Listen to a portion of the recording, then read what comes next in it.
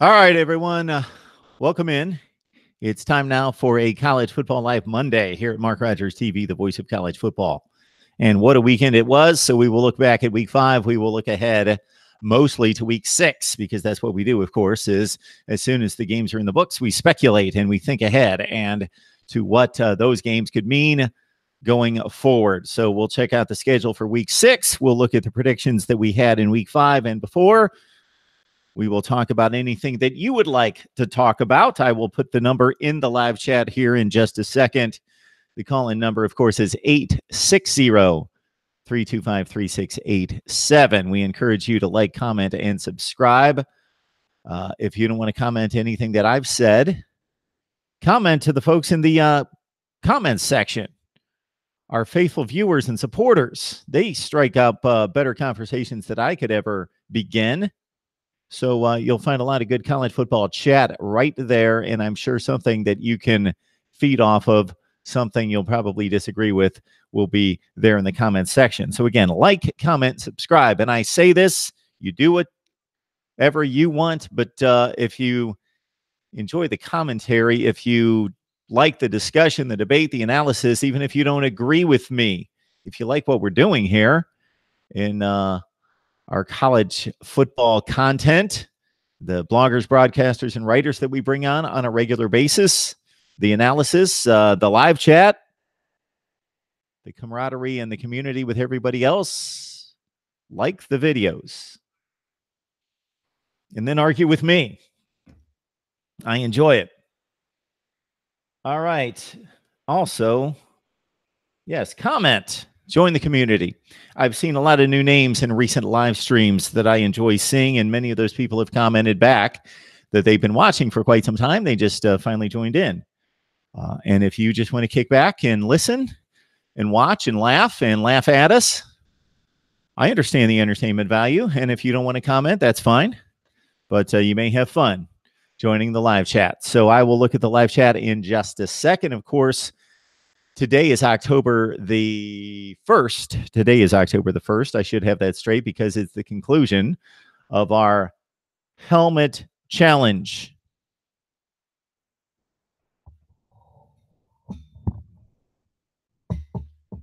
We clearly don't have sufficient lighting on our helmets back here. But if you have been watching over the past couple of weeks, you know that we had a helmet challenge, meaning that I promised, I pledged to buy 2 additional helmets, at least 2 additional helmets. If I'm making the order and paying for the shipping, I might as well go nuts and get 3. I may just do that. Go crazy and get 3 helmets because I really wanted Toledo to come through. They didn't quite do it. But I said that for a couple of weeks we would run a contest and you could name any 2 helmets that you want to see added, and whatever 2 teams were listed the most times and voted on the most times, I would add those to the set that should be better lit. Of course, we currently have the 4 playoff teams from 2016, Alabama, Clemson, Ohio State, Washington, and added at Tennessee and Ole Miss. Why, you ask? You missed the story. It was a good one. Tennessee and Ole Miss were added a few months ago. So we have all sorts of options in terms of who we are going to add. Although, for sure, if you saw the video that I posted earlier today, you know definitely that we are definitely adding Oklahoma and Miami. They will be added to the set. Oklahoma and Miami have secured their spots on the Mark Rogers TV set display. The helmet community is growing. There were a total of 2, 4, 6, 8, 10, 12, 14, 16, 18, 20, 22, 4, 6, 8, 32, 4, 6. 36 teams that were voted on, including the likes of Youngstown State, Mount Union, Ohio U, Toledo. A lot of play from the Buckeye State. Not for the Buckeyes themselves, because, of course, the Buckeyes are right down there themselves without any Buckeye decals on the helmet, I would say.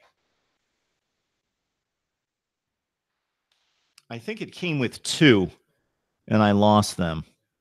It came with a measly too. So I thought that was a waste of time to even mess with that, because Ohio State fans, or really anyone who watches college football, would tell you that the helmet looks best when it's just plastered, just covered in Buckeye leaves. And that's not the case here. They only supply two. And I did not see a way to purchase more Buckeye leaves. So no decals, and need to polish these up. All right.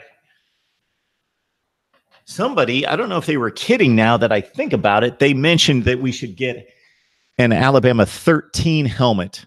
I think I wasn't processing the number of national championships at the time, which is claimed at 17 now with a win over Georgia last year. So I've got 16 from a couple of years ago, now 17 that Alabama claims. 17 legitimate national championships, of course, but somebody chimed in with 13, and that's probably more like it.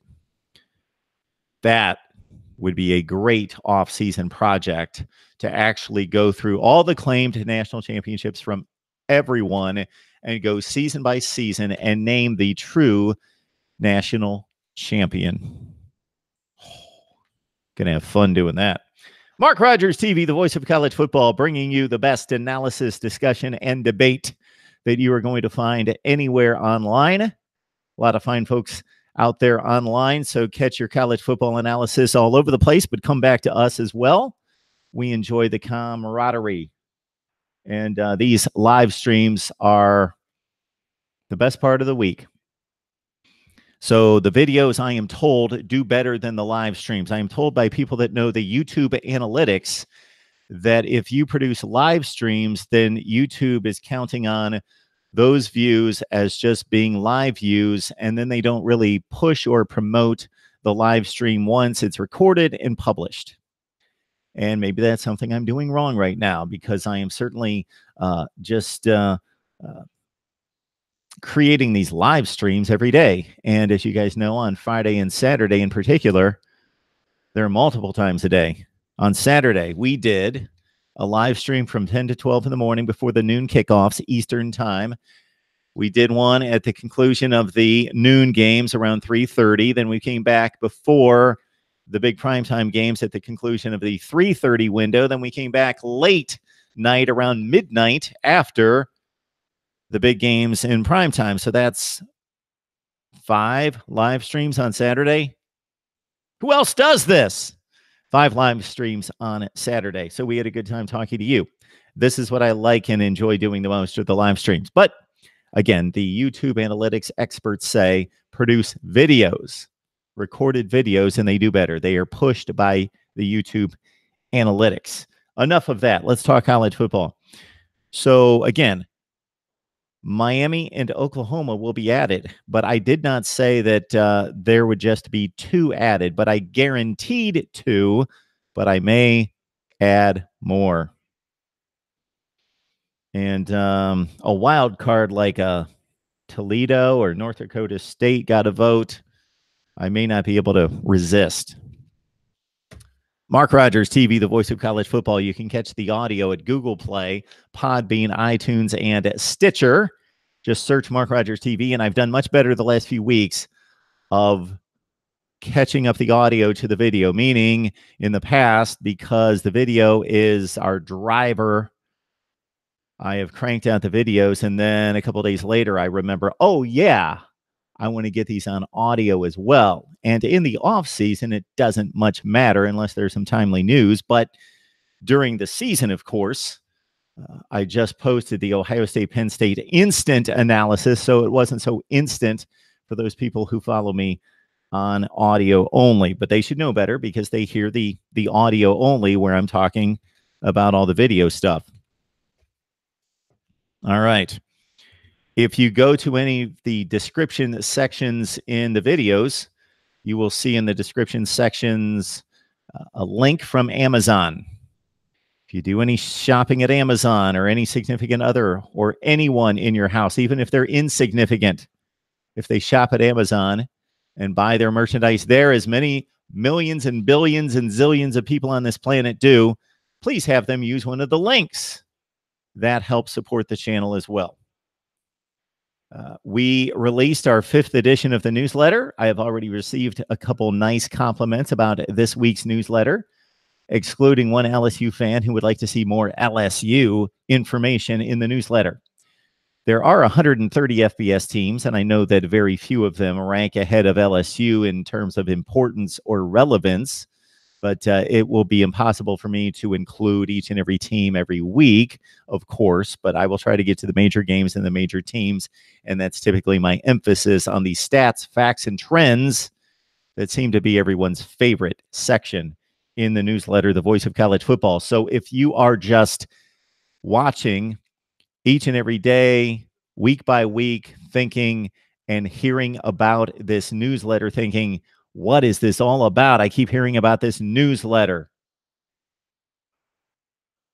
Then you got to send in your email to MarkRogersTV@gmail.com, and we'll get you in the newsletter. And if you would like the back copies, I did that for somebody today. They wanted all 5 going back to the first week. We did that for them. All right. You guys enjoyed my top 25. So I made a big blunder in my top 25, and I released it on Sunday. This is one of my many weaknesses. I'm blasting through my top 25, and I gave great thought to the analysis of the top 25 and where these teams should be ranked. I looked at each opponent. I looked at, as I mentioned in the video, the wins and the losses. I measured the resume. I had the resume of the wins and losses for each team that I was considering. So in addition to 25 teams, it probably went to about 35 to 40 teams that I considered for the top 25, and I gave that great analysis. But then when I had so much scribble all over the paper that I put a 7 next to West Virginia, I put a 7 next to Clemson. So then when I went through and I was rewriting it so I could actually read it for the video to present on the video, I skipped right over Clemson because I had a 7 in West Virginia. Then I went to 6 and I wrote down 6 and 5, and I skipped right over Clemson because I had 2 7s. Left Clemson right off the top 25. Just that Syracuse effort was so abysmal. They don't even belong in the top 25. I don't care if they win all their games. Get them out of the top 25. But you people were kind. You said, where's Clemson, Mark? I didn't get blasted this time for forgetting a team. So thank you so much. It was a misstep. I did not forget them. I just, the scribble on, there's about 50 times this. It's all over the place. It's stacked over here, just notepads of notes from watching all these games and taking notes. So I recut the video. Unfortunately, we had about 90 comments on the first edition. So I apologize to those people that I had to pull down that video, the first video, and some sterling efforts on the commentary that I enjoyed. So if you have the time and the patience, and I know this is a pain, rewrite your comments in the second one. If not, we're all good. All right, again, Oklahoma and Miami. They're going to look good back here, huh? And as somebody mentioned, a Miami fan, no less, of course, that in the latter portion of the 1980s, of course, with Miami finishing number 1 and Oklahoma number 2 in our helmets, that's very reminiscent of the late 80s, in which Miami ran into Oklahoma on 3 occasions I can think of and beat them all 3 times like a drum. Didn't kill them, but still Oklahoma was number 1, I think, on 2 of those occasions. They met for 2 national championships, and Miami had the better of them with a pro-style offense and the wide receivers and the quarterback and Testaverde and Irvin and Walsh later. Oklahoma just couldn't keep up with that with the outdated wishbone. And even in 1985, when Oklahoma won the national championship, defeating Penn State in the Orange Bowl 25-10, their loss was to Miami, who would have had a shot at claiming a share of the national championship, but they were trounced by Tennessee in the Sugar Bowl that year, 35-7, I believe. That was a big upset. I'll check out the chat in just a second. I wanted to highlight my picks for this week, week 5. The picks were pretty darn good. Pretty good. 21-2. So these are all the top 25 games. Plus, I select some other games outside the top 25 that are very meaningful, of relevance, like USC, Arizona, North Carolina State, Virginia.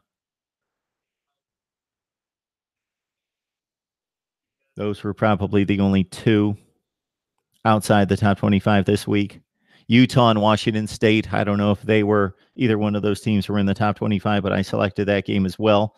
And maybe I shouldn't have taken some of those games outside the top 25 because I missed one. Okay. 21-2 straight up. I missed the Penn State, Ohio State game. I picked the Nittany Lions to win. I also picked Utah, who gave up a late touchdown to Washington State. I picked Utah over the Cougars, and Washington State scored late to win it 28-24. My only two losses against the spread, 17-6. Now, if you like to throw a buck on a game now and again, as our buddy Steve Merrill at Pro Sports Info tells us on Fridays, and just did it this past Friday, and you've got to catch us at 11:45 a.m. Eastern Time each and every Friday, 11:45 a.m. Eastern Time. Steve Merrill, Pro Sports Info.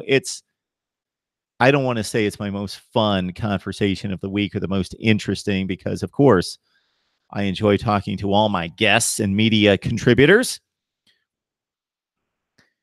It's a different angle, of course. It's the betting lines. It's the angle of the Vegas numbers and the philosophy and the strategy and the psychology. And it's always interesting. But Steve, as he pointed out this past Friday, you have to hit on a 52.4% against the spread to start to make money against Vegas. 17-6 is a little past 52%. 17-6. So it's been a great week, a bad week, great week, bad week, great week. It all adds up to 60-45. 60-45. I will double check that. I believe I was 44-39, 60-45 against the spread this season. That sounds about right. Let's check out the chat, see what you boys have in mind, and ladies, too.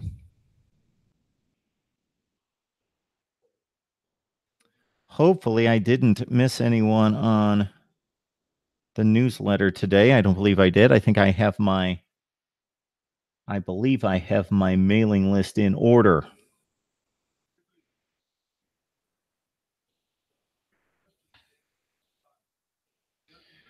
Let's see what you guys have. Who's on the line? George, Richard, Emmanuel, Guzman, Chris. This is the first time I've seen you on Mark Rogers TV, the voice of college football. Welcome. Please subscribe, like, and comment. And we appreciate you joining the chat. If you have no idea what we do here, analysis of college football, ratings, rankings all season long. You'll see ratings and rankings on schedules, on positional players, on coaches, teams, of course, all-time rankings. You'll see all sorts of ratings and lists, conference rankings through the year. And, of course, during the season, a ton of pre-game talk, of course, during our live streams, setting up the matchups for Saturday. Also, previews and predictions and instant analysis, like on Saturday when Trevor Lawrence went down in the second quarter against Syracuse. We got on the line at halftime and diagnosed that situation, which is still in play. I believe that Dabo Swinney has announced today that Trevor Lawrence will practice on Tuesday. It's a neck-head combination of an issue with him, but he will be on the practice field on Tuesday. Of course, Chase Bryce came in and had some shaky moments early, threw a really bad interception, but came through in the clutch with 2 scoring drives on the final 2 possessions for the Clemson Tigers as they march on to victory 27-23. All right. Ben Pruitt. What's going on, Mark? Ben's a Miami fan. Welcome back. Mark's going to be civilized and say, yeah, Notre Dame has a big fan base. Yeah, Notre Dame has a big fan base. George tells me what to say, and I read it in the comments and then in the live chat, and then I just repeat it. I sound smart. So I think I got that right. Yeah. Notre Dame's got a big fan base. Richard lives in Mississippi, apparently. Emmanuel, Notre Dame doesn't deserve to be ranked. That's crazy. They should be in the top 5 for sure. Or maybe they should be number 1. Should they be number 1? Not the best team in the country, in my estimation. I don't know that they're one of the top 5 teams in the nation, but based on what they've performed on the field thus far, and I know that not every game has been a dominant performance, but Michigan, Vandy, Wake Forest, Stanford by 17 points, a Stanford team that has wins over Oregon, USC, San Diego State. Say what you will about the Pac-12. Say what you will about the win against Oregon, which was a bit of a gift. Stanford still was undefeated, ranked in the top 10, had those quality wins, and Notre Dame rolled in the fourth quarter.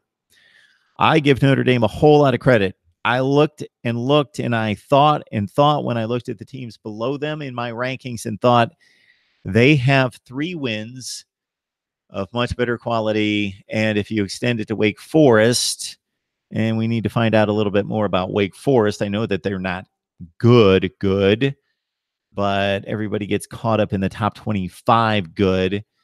They're probably top 50 good. That Notre Dame just bludgeoned them.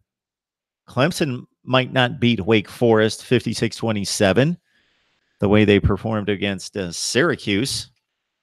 So Notre Dame looks best to me. The resume looks best.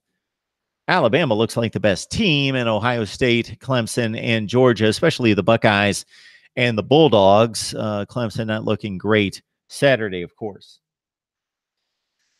Richard, more from Richard. David Johnston. Repost the live stream as a dead stream. That should fool YouTube analytics. Yeah, that might cross him up.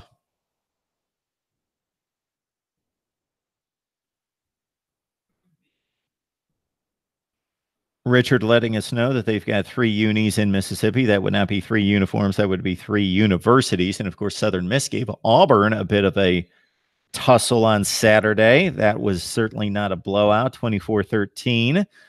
Southern Miss, through the years, has probably accomplished more than they're given credit for. The Brett Favre years, they were really good. Jeff Bowers had a nice run down there in the 1990s and 2000s, winning Conference USA repeatedly, going to bowl games, winning bowl games, finishing in the top 25 a number of times. A lot of 9-3, 8-4 seasons for Southern Miss during that time. And they definitely played a lot of quality non-conference competition. Southern Miss. Sean says Notre Dame is a pretender. Dr. Winston Abuji. Boomer. Oklahoma fans, we love you. Oklahoma is going to be on the set. Richard, Ole Miss, Mississippi State, Southern Miss. Okay, NCIS Fanatic 21. Dwayne Haskins is the best quarterback in college football. I think I've heard that somewhere else. Oh, yeah, on the live chat from NCIS Fanatic 21. I think he said that before there was a game played this season. NCIS, we love you. You know that. Emmanuel, Mississippi State would be something if they could have retained Dan Mullen. Disappointing teams. So you've got your disappointing teams that we expected to be really, really good that aren't. I put Mississippi State in that classification. Then we've got the teams that we expected to be decent. Nebraska, UCLA, that are awful, especially UCLA. UCLA, I'm going to release my bottom 10 in the next couple of days. My bottom 10. We had fun with this a few weeks ago. It's not necessarily the worst 10 teams. It's not an analytical, these are the 10 worst teams. It's more of a poking fun at the bottom 10. So many of them are the worst 10 teams in the country, but a few of them are just simply Florida State's a mess. We're going to put them in the bottom 10, and UCLA would be much of the same. Although the way UCLA is going, maybe they are one of the 10 worst teams in the country. Look at UCLA's schedule and try to find some wins. Guzman, no, I think Murray had him beat. Talking Murray versus Haskins. Sean Andrews, hater, what's wrong with you? All right. Haha. William Lee, Kentucky SU, number 2 silliness. Yeah, Kentucky. Except for Notre Dame, who has 3 better wins than Kentucky's. South Carolina, Mississippi State, and Florida. And consider how well their defense has played in these games. And none of those 3 teams are playing good offense, but they're going to go play other teams in the SEC and they're going to score more than 7 and 10 and 16 points. The last 2 weeks, Kentucky has held South Carolina to 10 and Mississippi State to 1 measly touchdown. Of course, Florida was able to do that as well, but Kentucky beat Florida on the road by 11. Find a team with 3 better wins than Kentucky's, South Carolina, Mississippi State, and Florida. They're going to play Georgia.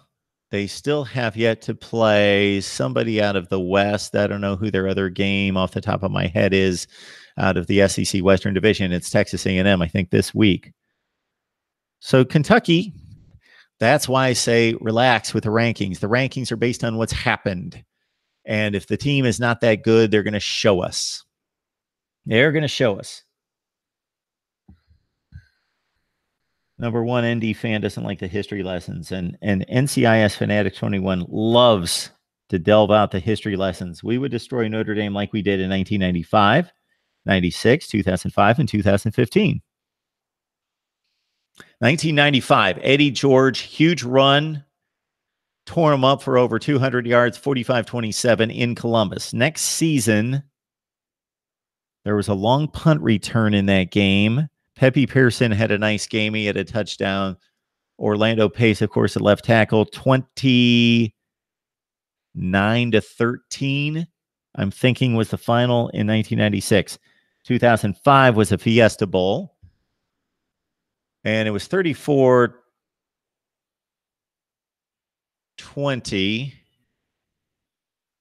It looked relatively close on the scoreboard, but it really wasn't that close.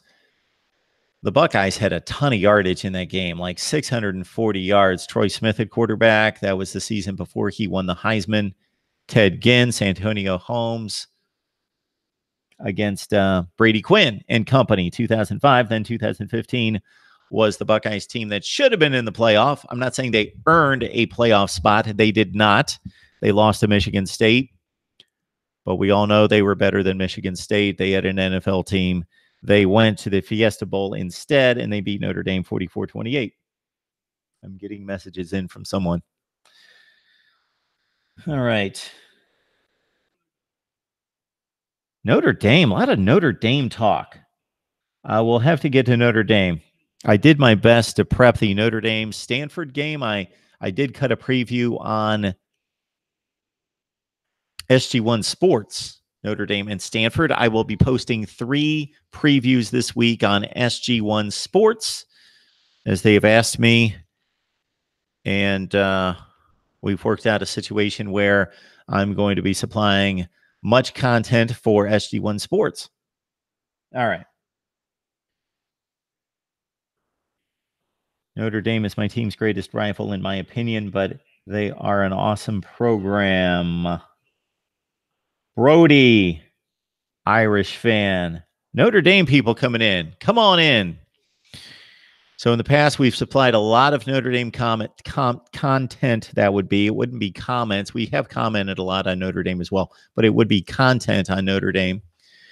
And during this past off season, we did regular positional unit breakdowns on Notre Dame with Kevin Sinclair, but then he moved on to either 247 or Rivals, and he was no longer allowed to do any appearances, and that was unfortunate. Then we picked up a few other guys, and they moved on from their sites, so we were looking for a capable Notre Dame contributor.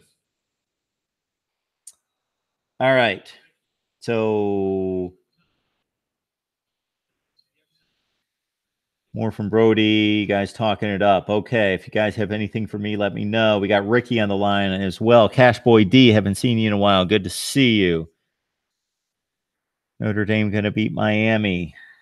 Okay, they're not playing Miami. D. Howard, can you please tell me how the University of Miami's win against North Carolina at 47-10 dropped them down one spot in the poll? Okay, D. Howard, that's a great question. It's a valid question. It's a reasonable question. So it's not in a silo. So if I was just ranking or rating Miami by themselves, then every time they won, even if they won unimpressively, I would move them up. Like if they were on some kind of rating meter, 0 to 100. And then if they were impressive, even in a loss against one of the best teams in the country, then we would have to consider, what does that mean? Okay, they lost, but they lost to Alabama and they only lost 30-28. So they played really well. And we should actually give them credit for that. Or they played South Missouri State and they only beat them 23-20. So they won, but you know what I mean? So we're rating wins, losses, but also the performance on the field and rating that against the games played against those opponents. So hypothetical situation, but this is the way it plays out. So I'm just taking a hypothetical because this is what I have to do each and every week. Let's say Miami's number 20 and Auburn is number 21. This is later this season. And Miami, the last game of the season, beats Pitt 21-20. And Pitt's awful. Miami's number 20. They beat Pitt by 1 point. They're number 20. Auburn is number 21. They beat the number 1 team in the nation, Alabama, and they beat them 28-0.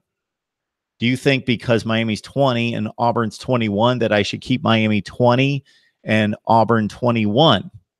No, I deconstruct the entire poll each week. I tear it down to nothing and I start over and I rewrite. Miami 4-1 now. Who did they beat? Savannah State, Toledo, FIU, and now North Carolina. And yes, they were impressive in most of those games. The Toledo game was a little bit of a struggle until late third quarter. FIU, pretty unimpressive, but generally took care of business in those games. Impressive against North Carolina, definitely. They lost to LSU. Of course, we know that they looked really bad in that game and got blown out. Okay, that's what it is. So I reconstruct it. So basically, Miami's resume is what it is this week. It is added a North Carolina win at home, sure, by 37 points, impressively, but against a really bad team at home. So that's not helping them a lot. And yes, there were teams behind them that played much better teams and beat them and were impressive. So that's how that works. So that's just to explain how I do it. A win against Florida State isn't going to be as much as we would have thought. A win against Florida State would count toward Miami, but Miami, like everyone else, will be fine if they just win games. And if they play somebody exceptional, which I don't believe they do, they don't. The best teams they play are Boston College and Virginia Tech the rest of the way. Florida State would be one of the most talented, but the best teams on the field right now, the way they're playing, would be Virginia Tech, then probably Boston College, then probably Duke are the 3 best teams that they play the rest of the way. So it's going to be difficult for them to move substantially up, although Miami's going to benefit from teams above them playing each other and losing. So hopefully I explained that. All right. That came from D. Donovan Robinson, you played a basketball school. Pretty much. Miami didn't even look good against UNC. If UNC wasn't god awful, they would have put up 20. Donovan, defense is not top 5. Our defense is top 10. NCIS Fanatic 21. Ricky, I hope Kentucky wins the SEC. That'd be insane, wouldn't it? That would be insane. That'd be great. The ACC is trash. The Miami's trash. Clemson is lucky they aren't 3-2. They could be 3-2. They're not. They are fair and square 5-0, but they could, yes, they could be 3-2. And that's one reason why Clemson, for 2 reasons, is down a little bit further in my poll than most polls. Everybody else has them 3 or 4. I have them at 7. I believe they have been less impressive. So I have dropped them below some other teams that have beaten better teams and been more impressive against better teams. The Clemson resume is not great, but it is undefeated. But they beat a Syracuse team, which we will see how good Syracuse is. I gave them ample credit for the win, but it is Syracuse, and we have to kind of question Syracuse to a certain extent. They have yet to beat anyone. A lot of teams have yet to beat anyone. There are few really, really good wins out there.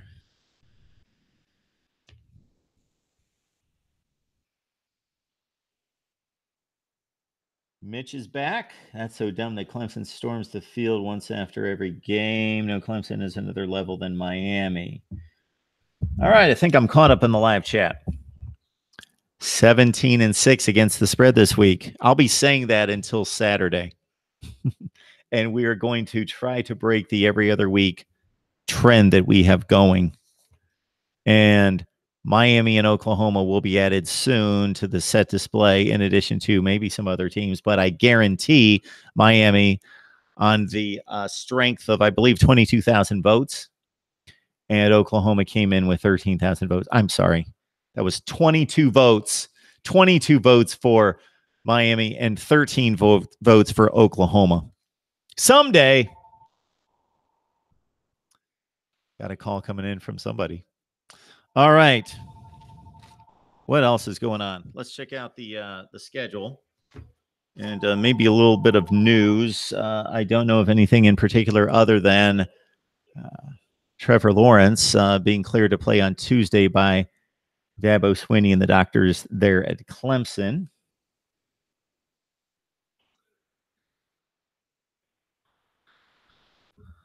Urban Meyer said today that the banged-up Buckeyes need to step it up.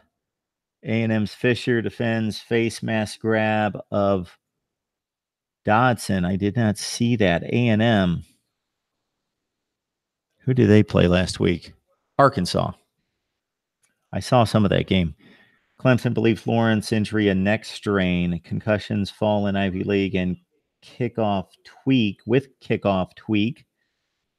Texas Tech's quarterback, Alan Bowman.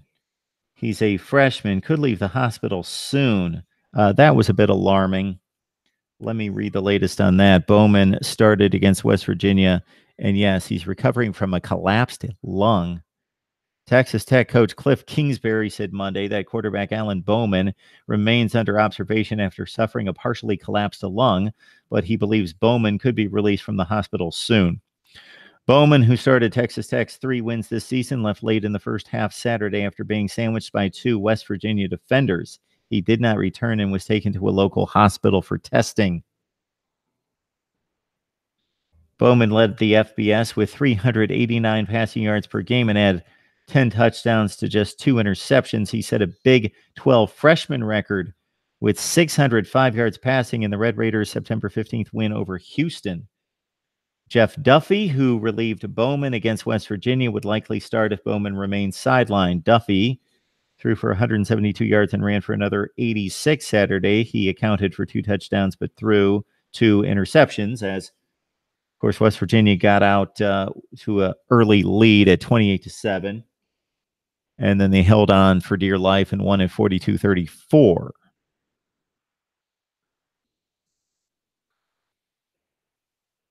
You also have McLean Carter, who was mostly the starter last year, who started the season but left the Ole Miss game, the opener, with an ankle injury. Okay, that's the Texas Tech quarterback situation with Jeff Duffy most likely being the starter this week. And in relief of Alan Bowman, the true freshman who has a collapsed lung. Okay.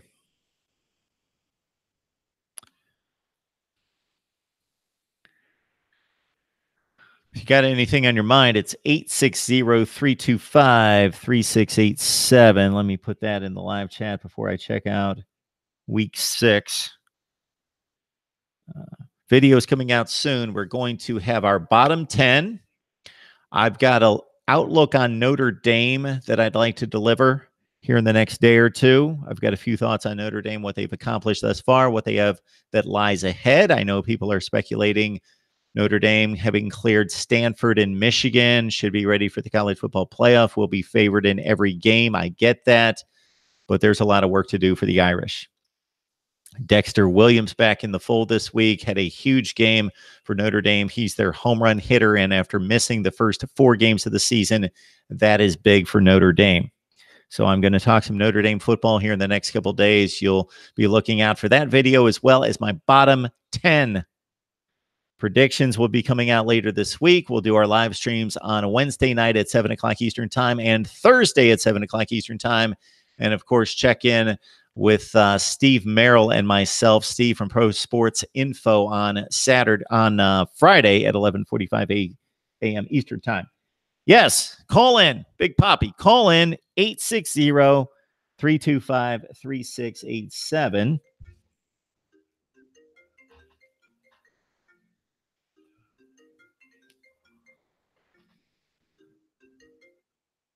Someday I'll do this right.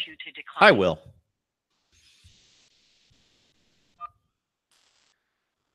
All right, Mark Rogers TV, the voice of college football. Who's on the line? What's up, Mark? Is this Big Poppy? Yes, sir, it is. How are you? Good. How about you? I'm doing well. You sure you feel all right after that Ohio State game? Because I know you were nervous. How do I explain this? I'm one of those fans, especially with Ohio State. So I don't know if you have the same confidence levels with all your teams. I don't. But Ohio State's been pretty successful through the years. They've pulled through for me most of the time. So I have a different feeling with them. I just always think they're going to win. They could be playing the Baltimore Ravens tomorrow night, and I would think that they would win. So I've got a different level of confidence. Sure, I thought the game was losable. Did you hear that I predicted Penn State to win the game? And the reason I did that is I think I explained, and this was difficult for me to do, because in the preseason I picked Ohio State to go 11-1 because it's difficult for me to pick anyone to go undefeated. I did pick Alabama to go undefeated. I think they were the only team I picked to win all the games. So I picked the Buckeyes to go undefeated. I didn't pinpoint exactly where they'd lose, but I said most likely it would be the game at Penn State. So it came around, and I truly felt that Ohio State, they're the better team. They should win this game. I think they're going to win. So I kind of hedged my bets in a sense, and I officially picked Penn State, so it's a loss for me. I did take Penn State plus the 4 against the point, so I was safe there. But, of course, yeah, it was nervous time, 26-14 against a good team on the road, backed up at your own after the 1 touchdown, backed up at their own 4-yard line. Sure, that was a tough deal to pull off. I was very impressed with Dwayne Haskins, how he wasn't a little rattled at the beginning of the game, but in the fourth quarter, well, after the second half, he looked like he settled into the game a little bit better. But I want to talk about 2 things. I want to talk about Kentucky, man, because Kentucky, normally we're talking about Kentucky when basketball season comes, but this Kentucky team. So I'm getting ready to upload this video. It is going to be titled "Can Kentucky Win the SEC East?" Now the SEC East, it's really no competition. Florida fans are going crazy because they beat Mississippi State, but Mississippi State was just overrated in my opinion. I was never high on Mississippi State coming into this season, and their offense just looks completely lackluster. Like, it just looks terrible, and Florida fans are just going crazy. A Florida fan betted me at school today $2 that they was going to beat LSU. Now I said, "You think you guys can beat LSU with that offense?" He was like, "Our offense is bad." I was like, "No, your offense is terrible." The left tackle. I think Florida fans are delusional, Mark.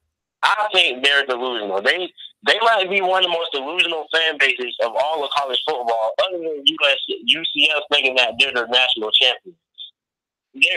It just makes no sense. But the stats I have for this Kentucky team is, it really shocked me. So Kentucky, Kentucky on offense, they're 71st. No, they're 71st in yards per game with 407.2. They're 117 passing the ball with 153, but that's expected because they pound the ball and they run the ball so much. But their rushing attack is 12th in the country. They have 254.2 rushing yards per game, and they're 56th in the country in points per game with 32.4. But the thing that stands out to you is the defense. More like, this defense might be one of the most underrated defenses that we have in college football. They're 12th in yards per game with 288. They're 29th in passing yards allowed with 177.4. They only allow 111.4, which is 26th in the nation. And they're 4th in points per game allowed with 12.6. They only allow 12.6 points per game. This defense is incredible. And when you look at the line, a big part of it is the linebacking core. The linebacking core is really what makes this team go. They have Jordan Jones, who is a senior, and he's an inside linebacker. He has a second or third round draft stock of him right now. He has 29 tackles and 2.5 tackles for loss and a half of a sack. And he has 4 passes deflected. And he just got a forced fumble and a fumble recovery in that game versus South Carolina. And Josh Allen, the big story is Josh Allen, who arguably is the best linebacker. He is the best outside linebacker in the draft. He has 32 tackles, 10.5 tackles for loss, and 6 sacks, 2 passes defense, and 3 forced fumbles. This team is a sleeper, and I think they can beat Georgia because Terry Wilson, I believe, is really probably the most underrated quarterback that we have in the SEC. If he's accurate. He's accurate with the ball. He has a great arm. The only problem is holding on to the football. Will he be able to hold on to the ball? And this game versus Texas A&M is a big game for me. This is how I'm going to determine if they can actually contend with Georgia. Because Texas A&M, despite their record, despite them not being ranked, this Texas A&M team is pretty good, and this Texas A&M team can put up a fight. And this is how I'm going to see if Kentucky is actually what they are, because they beat all these teams at home, but can they beat Texas A&M on the road in College Station, probably one of the hardest places to play in the country? And then if they beat Texas A&M, 3 weeks we get the matchup, maybe the matchup of the year other than Alabama and LSU.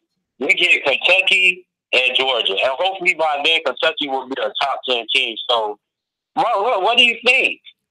Well, I think Kentucky is a top 10 team. I think somebody's got them ranked number 2 in the country. I agree. Anyway, so I think you bring up a lot of great points. Number 1 being, I think many of us are too critical on who teams have beaten or not beaten. So when you say South Carolina, Florida, Mississippi State, then everybody starts making excuses about why those teams aren't that good. And no, they're not great teams, but they're all fringe top 25 to 40 teams. And if you start trying to figure out who has beaten great teams, well, almost no one has, because those teams don't lose. So nobody's out there that's beaten Alabama and Ohio State and Clemson and those teams. There are very few of those wins. You've got an Auburn win against Washington. You've got very few of those kind of wins from anyone. So Kentucky has racked up 3 very impressive wins. And to your point, they did so by holding those 3 teams in check offensively. And again, those 3 teams are challenged offensively. But again, our standards are way too high. There's only 2 or 3 teams in every conference that have dynamic offenses. And those 3 offenses are decent. They've got some players, but they have their challenges. And Kentucky holding Mississippi State to 1 touchdown after the opening possession. They gave up the touchdown, then nothing after that. Doing the same against South Carolina. Just Deebo Samuels got loose 1 time. That was the only touchdown they gave up. And again, winning the game against Florida, going on the road. Terry Wilson had a big rushing game. So I'm looking at the numbers right now. What's astonishing to me is that they can line up against 3 quality teams in a row with those defenses, knowing that Benny Snell is going to get the ball, that he's going to be the guy that's going to run it 25 to 30 times. And they've only thrown roughly 12 to 15 passes in these games, in these big games. Terry Wilson has 2 touchdowns and 5 picks. And before I go off on Terry Wilson must not be a very good quarterback, and I have to admit, I've only seen about a quarter of the Mississippi State game, and I did not see the other games. Too many other big games going on at the time. So I did not see Kentucky play these other games, and only, like I say, maybe 20 or 25 plays against Mississippi State. So I'm going off numbers and knowing that Terry Wilson had no experience at this level before this season, but he's obviously a running threat. He's a dual threat quarterback. They complement Snell in the running game very well, and Benny Snell is a beast. Defensively, as you mentioned, Josh Allen, I think he had 3 sacks just this past Saturday against South Carolina. Jordan Jones, you mentioned his experience. He's been one of the top players in the SEC for all this time. So think about this, Big Papi. Kentucky, they can lose another game if they beat Georgia at home head-to-head. They could lose to a Texas A&M. They could lose to a Missouri. They could lose to somebody else. If they beat Georgia head-to-head, they still win the East. Yeah, I like this Kentucky team. Turner Wilson, despite his stats, he is a great passer. Despite those interceptions, he has a 66.7 completion percentage. Yep. He's very accurate with the ball. I watched almost every single Kentucky game, and I can tell you that the stats, they say stats tell the story, but stats can also tell a lie. Absolutely. The stats are a lie. The stats are a lie because the decision making is there. It's just that some of the interceptions, I believe 2 of them were on the wide receivers and letting the ball slip through his hands. But if he can limit those turnovers, which I believe he will, I believe against Georgia, he will. We already know Georgia's going to come down and they're going to shut down the run. They're going to shut down Benny Snell.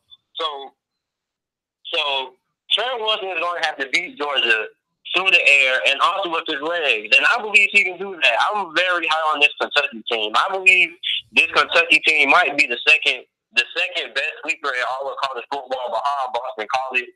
I haven't really gotten into Boston College yet, but I plan on doing them in a few days.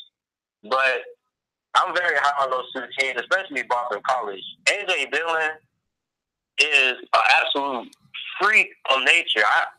This dude is so hard to bring down. Like, his yards after contact average is so high. His yards per carry average is very high. Like, it's so hard. He's like a Leonard Fournette 2.0. But my last take before I go, I just want to say N'Kosi Perry against FSU is going to be a blowout. And when we blow out FSU, we need to get more respect from the college football polls. Now, a lot of Miami fans are mad about the polls. We dropped down 17, but Oregon lost to Stanford. Oh, I know I'm going on and on, but Stanford got destroyed by Notre Dame, as I predicted. They weren't that good, especially knowing that Bryce Love. I think Bryce Love left the game. I knew what was going to happen. But back to my point about Miami being disrespected, we are being so disrespected in the polls right now. We destroyed the University of North Carolina. I know they're not good, but come on, so did East Carolina. Big Poppy, so did East Carolina. They blew out North Carolina too. They beat them. They beat them by 22 points. I just know what this is. I think we're having too much tilt against us because of the LSU loss, and we have a quarterback that's capable. I believe we beat FSU. We should be ranked number 12, or we should be ranked number 11. And then when we beat LSU, hopefully Duke and hopefully Virginia Tech and Duke and Boston College. I believe Boston College will most likely be ranked. I don't know if they're ranked right now, but hopefully by the time we play them, they will be 19th or maybe late, like 21st or 22nd, around that range. I think Virginia Tech will probably be that range. I'm not sure about Duke. I don't think Duke will really have that high, but I still think a quality win against Duke will help us. And I believe that we will steamroll the rest of our opponents.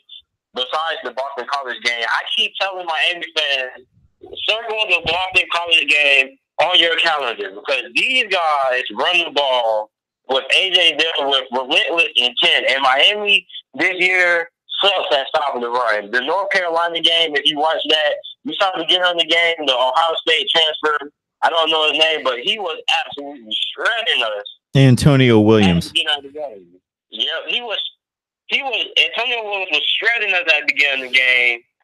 And then the quarterback the backup quarterback came in, had the rushing touchdown on us. So we absolutely need to get better at stopping the run as we progress through the season. Florida State is probably going to be a challenge trying to stop the run, but not really, because their offensive line kind of sucks.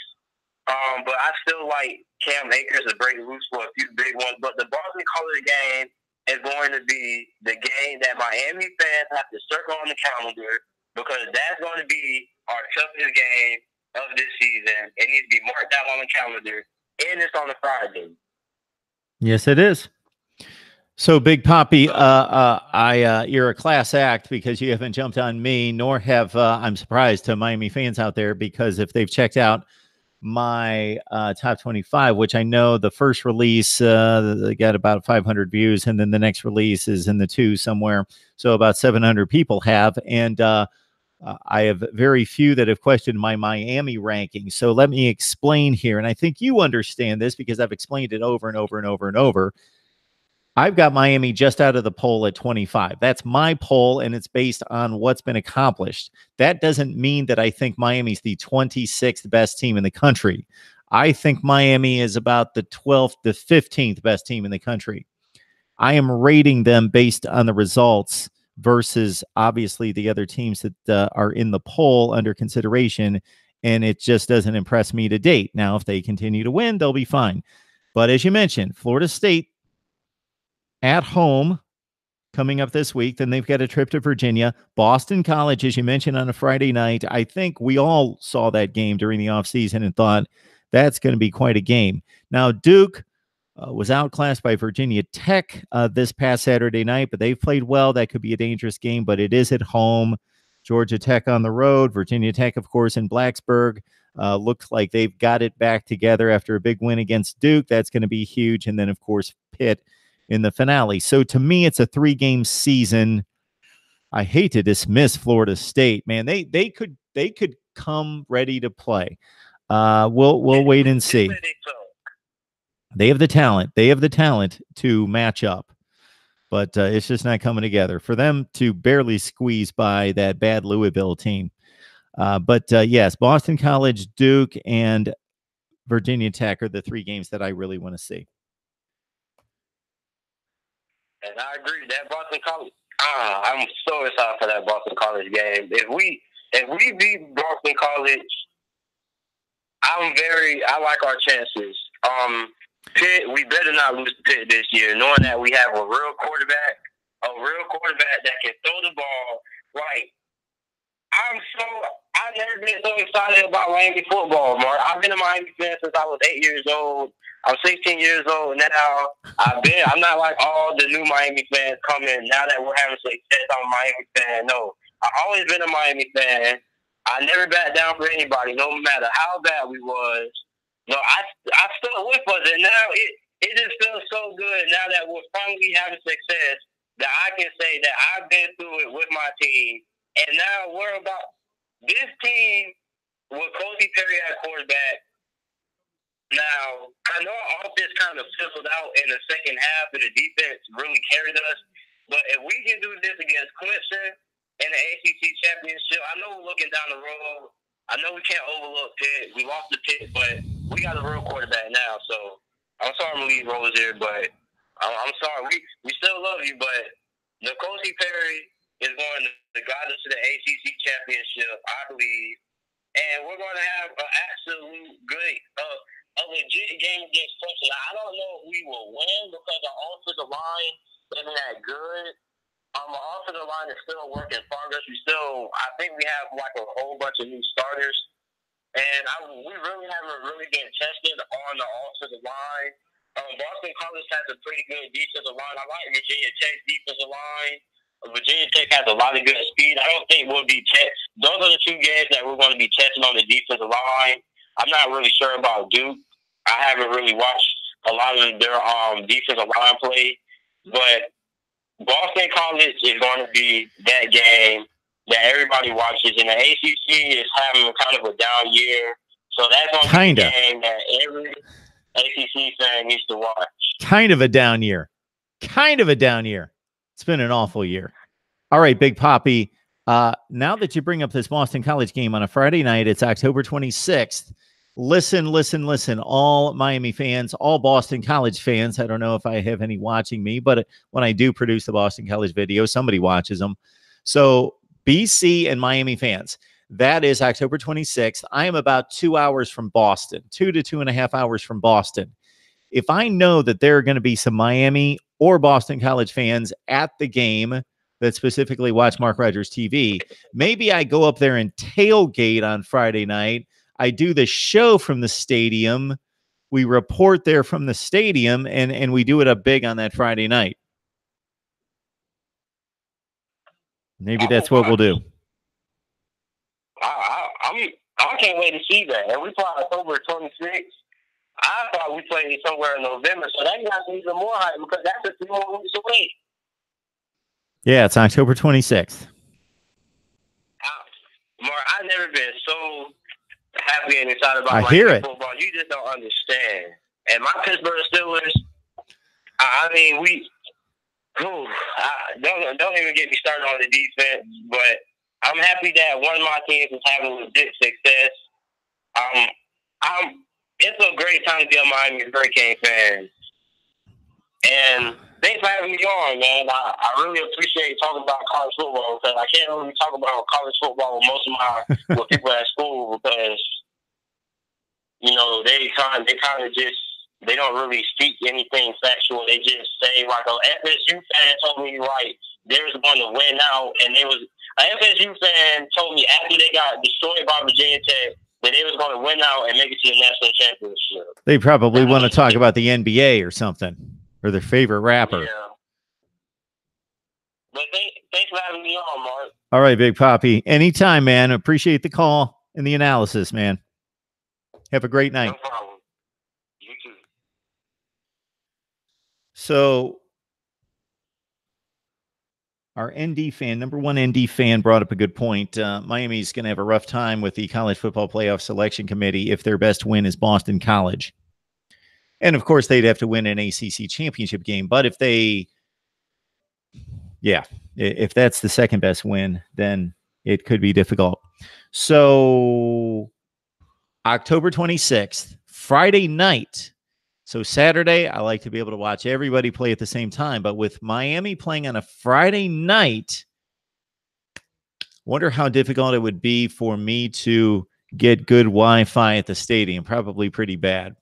Probably not the best. But I have thoughts of going to Miami and Boston College, October 26th, is about 2.5 hours away for me. Maybe I do that. Do we know of anybody going to the game? BC, Miami. I will announce this time and time again between now and then to see if anybody will be at the game. All right, everyone. That other job calls. It's calling me. That's where the paycheck is. Unfortunately, it's not here. So the big paycheck is somewhere else, or the relative big paycheck. I appreciate all the support. I appreciate all the comments. It was a great live chat tonight.